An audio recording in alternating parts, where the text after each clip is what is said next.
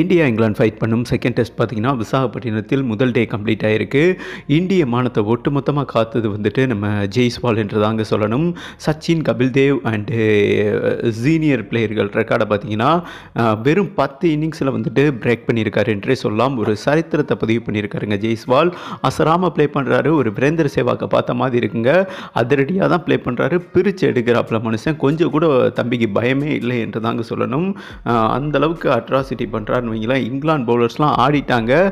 அதாவது ரோஹித் சர்மா 14, ஸ்ரேயஸ் ஐயர், சின்ன சின்ன பேட்ஸ்மேன்கள்லாம் சொற்ப ரனில் அவுட். ஓகேவா, ஈஸியாக முடிச்சிருவாங்கன்னு தான் நினச்சோம்.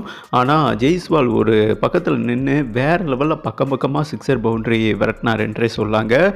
இதன் மூலம் பார்த்தீங்கன்னா முதல் டெஸ்ட்டில் சதம் மிஸ் பண்ணார் 93 ரனில். பட் இந்த டைம் வந்துட்டு சிக்ஸர் மூலம் சதம் கன்வெர்ட் பண்ணி இரட்டை சதம் பதிவு பண்ண போகிறாருங்க. அதாவது வெறும் குறைந்த வயதில் 22 வயதாங்க.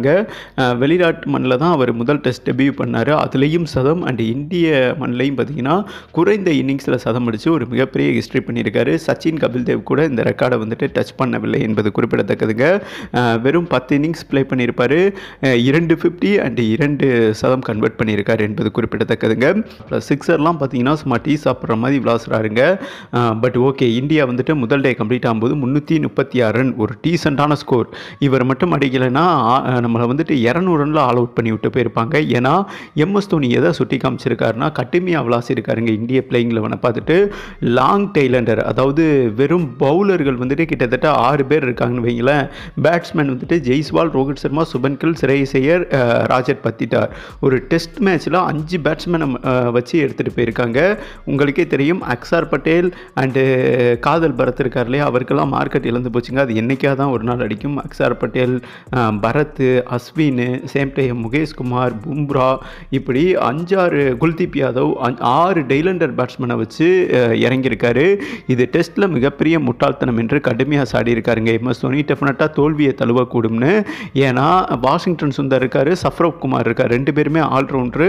குல்தீப் யாதவ் ட்ராப் பண்ணிவிட்டு அந்த 2 பேட்ஸ்மேன்களில் யாரையாவது ஒருத்தவங்களை கொண்டு வந்திருக்கலாம். அதாவது ஆல்ரவுண்டர் ஸ்பின்னர்னு வைங்களேன். பட் குல்தீப் யாதவ் எடுத்தது லாங் டெய்லராக காமிக்குது. இன்றைக்கி ஜெய்ஸ்வால் மட்டும் 150 ரன் அடிக்கலைன்னா இந்தியாவோட நிலைமை வந்துட்டு மிகப்பெரிய லெவலில் பின்னடைவாக போயிருக்கும். இங்கிலாந்து ஈஸியாக வின் பண்ணியிருப்பாங்க.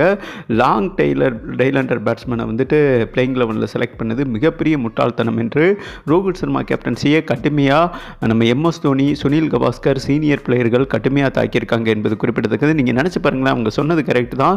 ஜெய்ஸ்வால் மட்டும் 179 ரன் அடிக்கலைன்னா நம்ம மொத்தமாக 179 ரனில் அடித்து சுருண்டிருப்பாங்க. அதைத்தான் அவங்க வந்துட்டு மென்ஷன் பண்ணியிருக்காங்க. அதுதான் ஒட்டுமொத்தமானத்தை இப்போதைக்கு ஜெய்ஸ்வால் காப்பாற்றிருக்காரு என்றே சொல்லலாங்க. இந்த டெஸ்ட் வந்துட்டு இந்தியா வின் பண்ணிடுவாங்களா இல்லை ரொம்ப கிரிட்டிக்கல் தானா? உங்களோட கருத்தை போட்டு விடுங்க. ஏன்னா WTC பாயிண்ட் டேபிளில் நம்ம 5வது இடத்துல இருக்கோம். இந்த டெஸ்ட் வின் பண்ணாதான் கிரிட்டுன்னு மேலே ஏறி செகண்ட் பிளேஸ் வர முடியும் என்பது குறிப்பிடத்தக்கதுங்க.